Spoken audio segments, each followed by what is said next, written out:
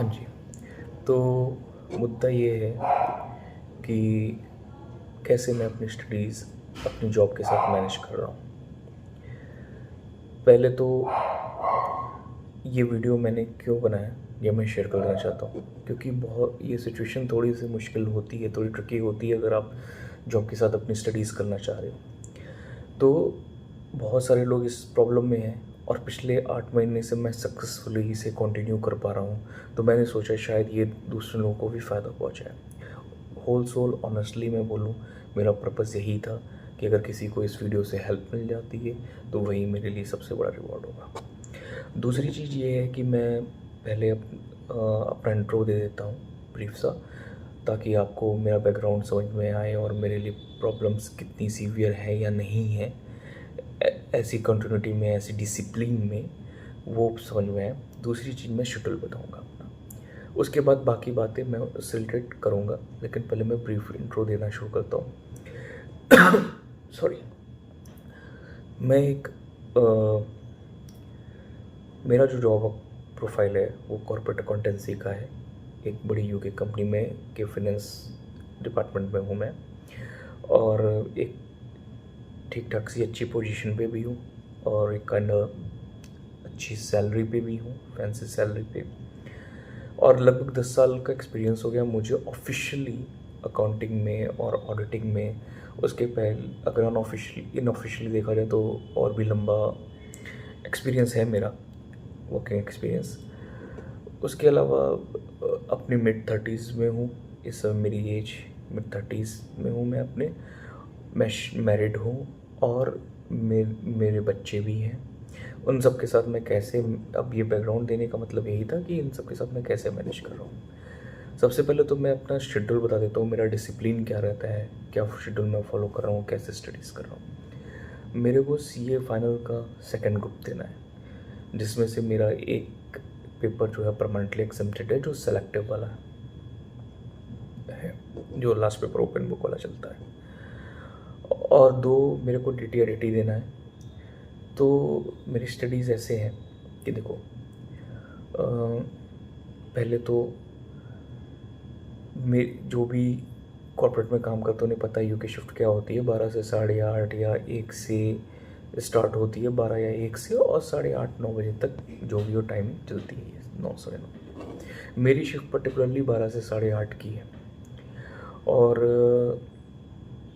उस शिफ्ट 12 से 8:30 की शिफ्ट के ओवर होने के बाद मेरा सबसे पहला काम क्या होता है, 8:30 बजे सीधे बुक्स उठाना और स्टडी करना।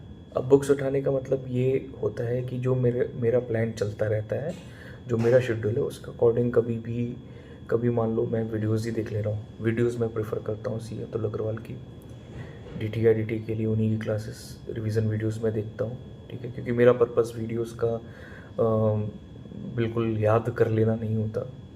एक मेरे को ये रहता है कि ये टॉपिक्स मैं अच्छे से देख लूँ, एक बार पूरी तरह से दिमाग में आ जाए, और उसके बाद सेल्फ स्टडी ही मेरा मेन पर्पस होता है। अगर वीडियोस देख लिया, या फिर उसके बाद 8:30 बजे से 10 बजे तक मैं या तो वीडियोस देख लिया मैंने, या तो टॉपिक कवर्स कर लिए, या दोनों कर लिया, ठीक है। शॉर्ट नोट्स बना लिए, जिन पे शॉर्ट नोट्स मेरे को लगता है कि शॉर्ट नोट्स ज़्यादा इफेक्टिव होंगे, वो कर लिया। और ये कुल काम मेरा 10 बजे तक चलता है। 10 बजे मैं जिम जाता हूँ 1 घंटे के लिए, 45 मिनट्स की मेरी ट्रेनिंग होती है, क्योंकि 10 बजे निकलता हूँ तो 11 बजे घर आ जाता हूँ जिम करके।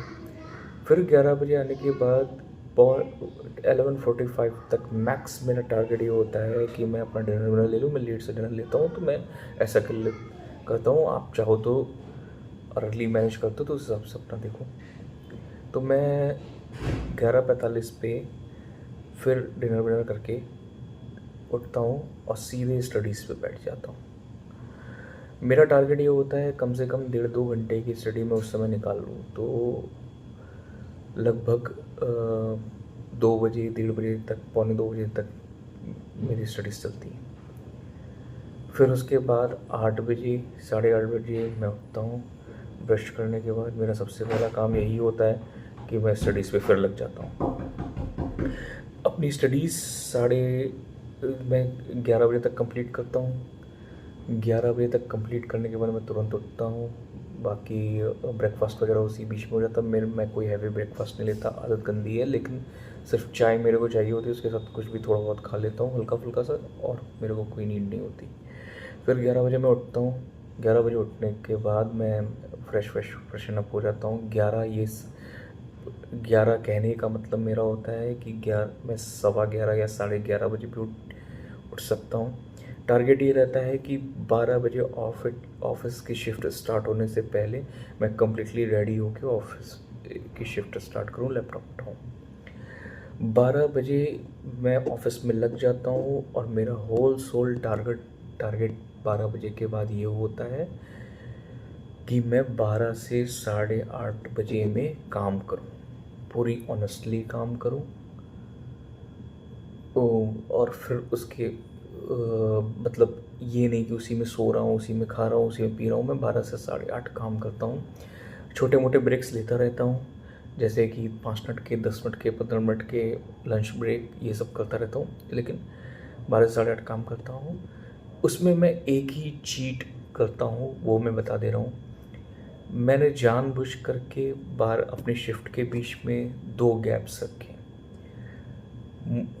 एटलीस्ट 45 मिनट्स का, मैक्स 1 आवर का एक सिंगल गैप।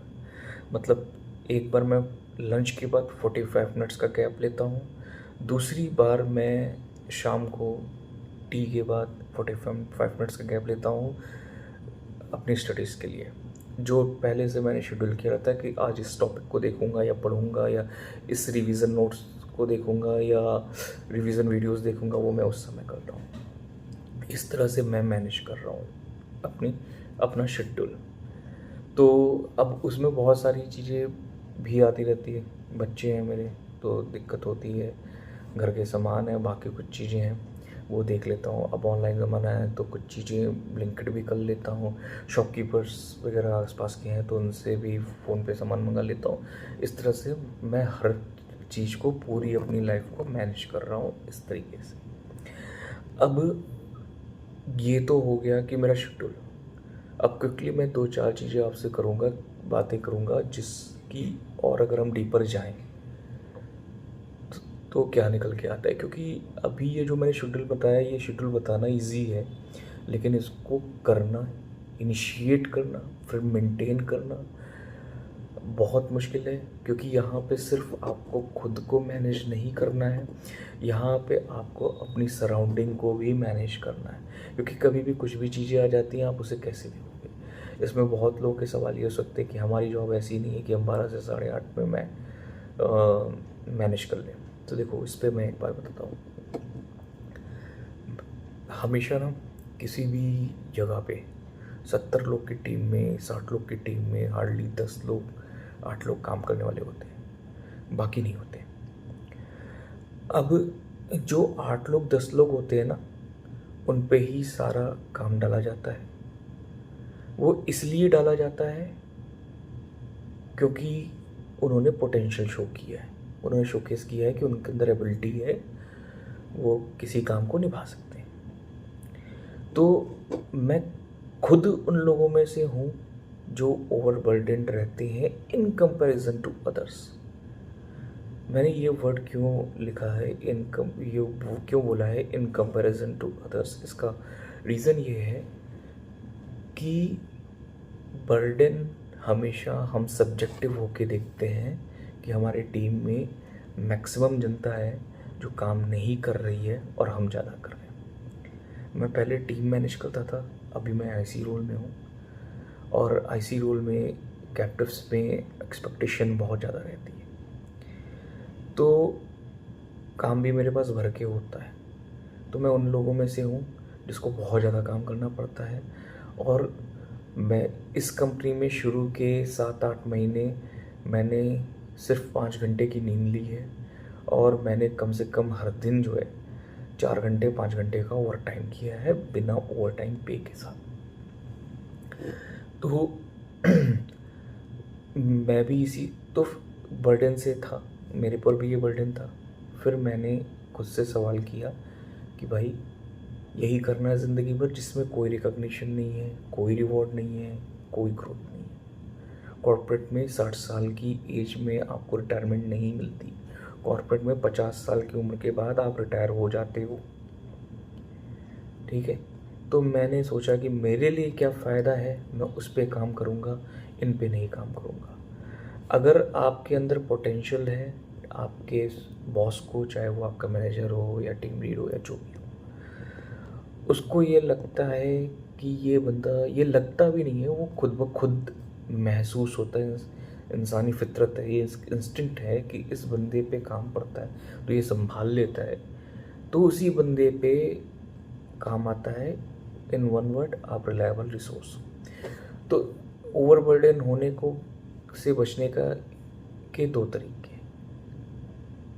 एक तो ये, जो आपका टाइम लीक हो रहा है शिफ्ट के इधर उधर, उससे बचने का मैं सॉल्यूशन बता रहा हूँ। एक तो ये कि आप शुरू में जाओ, नकारा बन जाओ, आपके एस्केलेशंस आ जाए।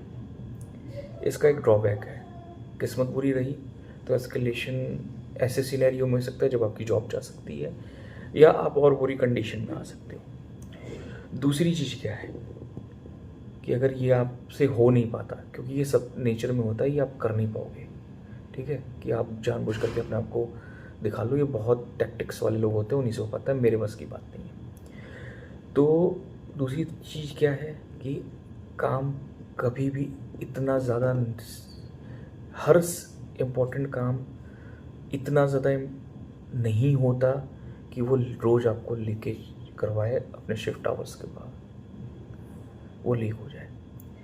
कहने का मतलब ये है कि आप शिफ्ट आवर्स के 1 या 2 दिन हो सकता है ऐसा कि आपका इम्पोर्टेंट काम कोई फंस गया जो लीक होके शिफ्ट आवर्स के बाहर आ गया। वो जनरली आवर्स में ही मैनेज हो सकता है, या आपको तय करना है कि आप कैसे इसे मैनेज करते हो। जैसे मैं खुद की बात बताऊं, मैं हमेशा शिफ्ट आवर्स से 2-3-4 घंटे ज़्यादा काम करता था। मैंने कसम खा ली कि चाहे कुछ भी हो जाएगा, मैं 12 बजे शिफ्ट पे बैठ जाऊंगा। ना 12:15 बजे, ना 12:30 बजे, ना 12:45 बजे, ना 1 बजे, 12 बजे शिफ्ट पे बैठ जाऊंगा। और 12 बजे शिफ्ट पे बैठते ही सबसे पहले ईमेल्स देखना शुरू करूँगा, और फिर जो सबसे पहला काम है, जो सबसे प्रायोरिटी में मेरे नंबर 1 है, उसे करूँगा, और इसी तरह से मैं पूरे दिन काम करता रहूँगा। तो मेरे लिए निकल के आया कि जो मेरे 15 से 18 दिन होते हैं वो बहुत हेक्टिक होते हैं, बाकी दिन आराम रहता है, इतना भी मुश्किल नहीं होता है। तो मैं काम को प्रायोरिटाइज करता हूँ, और मैंने अपने से कसम खा ली है कि मैं 12 बजे शिफ्ट स्टार्ट करूँगा तो करूँगा शिफ्ट आवर से। और उसी तरह से मैंने कसम खा ली है कि 8:30 बजे चाहे कुछ भी हो जाए मैं लैपटॉप बंद करूँगा। जब मैं ये बोल रहा हूँ कि चाहे कुछ भी हो जाए, तो कई बार ऐसा होता है कि कुछ चीज़ें मैनेजेबल नहीं होती, तो उस कंडीशन में वो 2 या 4 दिन ही ऐसा होता है कि जिस दिन लीकेज हो जाए वर्क 8:30 के बाद, वरना मैं लैपटॉप बंद कर देता हूँ, उसी समय से काम ख़त्म कर देता हूँ। इसमें मैंने 2-3 रूल्स फॉलो किए हैं। वो क्या फॉलो किया है? पहली बात ये कि फालतू बकवास ड्यूरिंग वर्क आवर्स किसी से भी नहीं, क्योंकि जब हम अपने कोलीग से किसी काम के लिए रीच आउट करते हैं तो उस आधे घंटे की कॉल में 20 मिनट बकवास होती है, 10 मिनट काम की बातें होती हैं। तो सबसे पहले तो कॉल्स पे आना ही अवॉइड करो, कोशिश करो चीज़ें चैट में, ईमेल्स पे रिजॉल्व हो जाए, कॉल पे ना आना पड़े। दूसरी चीज़ ये है कि अगर कॉल्स पे आना पड़ रहा है, ज़रूरी है, कॉल्स ऑलरेडी सेटअप है। जैसे जब मैं टीम देखता था तो मेरे पास कॉल्स बहुत रहती थी, लेकिन मेरे पास प्रोडक्शन का वर्क नहीं था, तो ईजी था मैनेज करना। आज के समय में मेरे पास प्रोडक्शन वर्क है पूरा, कॉल्स को मैं अवॉइड करता हूँ। अगर कोई ऑलरेडी शेड्यूल्ड कॉल्स हैं उनको देख लेता हूँ, लेकिन मैं फालतू की कोई एड हॉक कॉल्स नहीं लेता, और कॉलीग से बातें करने में समय कम ज़ाया करता हूँ। वो मैं कोशिश करता हूँ कि महीने में 1 बार या 2 बार हो, ताकि ऑफिस के हालचाल मिलते रहें। बस ये मेरा पूरा शेड्यूल है, ठीक है। और भी कई चीज़ें, जैसे वर्क ऑफिस पॉलिटिक्स मैनेज करना आपको आना चाहिए, मैं मैनेज करता हूँ। पहली बात तो ये सीख लो कि ऑफिस में लड़ाई करने का, चिल्लाने का कोई फ़ायदा नहीं होता।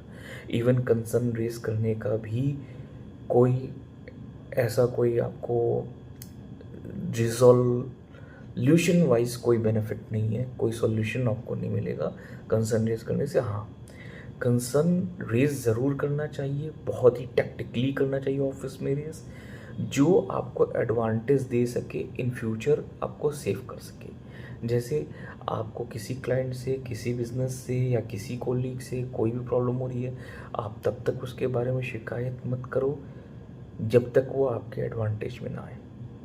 कोई बात ही रेस मत करो उसके बारे में, ठीक है। तो एक तो यह चीज़ हो गई, ये वर्क मैनेजमेंट का है। और डिटेल में बता सकता हूँ अगर आपको जानना हो। वीडियो लंबी हो रही है इसलिए और लंबी वीडियो नहीं करना चाहता। दूसरी चीज़ है पढ़ाई कैसे मैनेज करता हूँ। पहली चीज़ तो ये इंपॉर्टेंट होनी चाहिए कि आपका पढ़ने में अभी मन लगता है कि नहीं। ऐसा नहीं है कि आपने किताब उठाया पढ़ना शुरू कर दिया तो मन लग रहा है, ऐसी कुछ कोई चीज़ नहीं है। जैसे मैं खुद की बात करूँ, मैं इस मामले में थोड़ा सा मेरे को एडवांटेज मिला हुआ है कि मैं एक अविड बुक रीडर हूँ। मैंने शायद जब से पहली किताब पकड़ी होगी ज़िंदगी में, तब से मेरे को किताबें अपनी तरफ अट्रैक्ट करती हैं। तो मेरे लिए स्टडीज़ उतनी मुश्किल नहीं होती ऐसे। जब एग्ज़ाम आते हैं तो जाहिर सी बात है थोड़े से नर्वसनेस सबको होती है और उस समय पढ़ने का मन हट जाता है। वो भी मैनेज करना कहीं ना कहीं मैंने सीख लिया है। तो अगर आपका पढ़ाई में बिल्कुल मन नहीं लगता तो उसका कुछ नहीं हो सकता। फिर आप ट्राई करो, अगर पढ़ाई में मन लग रहा है तो ठीक है, नहीं मन लग रहा है तो फिर कुछ नहीं हो सकता। आप दूसरी चीज़ें सोचो, आप कैसे अपनी ग्रोथ सोच सकते हो, क्योंकि अल्टीमेटली कोई भी कोर्स करने का, वो CEO हो चाहे कुछ भी हो, फिनेंशियल ग्रोथ ही एम है और कोई एम नहीं है, ठीक है। तो एक ये चीज़ हो गई। दूसरी चीज़ हो गई कि पढ़ाई में मन लगना ज़रूरी है। दूसरी चीज़ हो गई मैं अपनी पर्सनल लाइफ को कैसे मैनेज कर रहा हूँ, स्ट्रेस लेवल कैसे मैनेज करता हूँ। स्ट्रेस लेवल ऐसे मैनेज करता हूँ, स्ट्रेस मैंने ऐसा भी देखा है आज से 6-7 साल पहले की जॉब जाने की नौबत भी रही है, ठीक है। लेकिन उस स्ट्रेस को मैनेज करने का तरीका बस यही है कि आपको अल्टीमेटली सिर्फ उन बातों का ऑफिस के स्ट्रेस लेना है जो आपकी जॉब खा जाए। बाकी आपको चाहे किसी भी लेवल का स्ट्रेस हो, आपको कसम खा लेनी है। आपको खुद से सवाल पूछना है, क्या ये मेरी पर्सनल लाइफ में कोई इम्पैक्ट डालता है, क्या मेरी नौकरी जा सकती है, और क्या हो सकता है। प्रमोशन नहीं होगी चलेगा, क्योंकि आप उससे बड़ी प्रमोशन के लिए मेहनत कर रहे हो कहीं ना कहीं। तो लैपटॉप बंद करने के बाद मैं कोई स्ट्रेस नहीं लेता।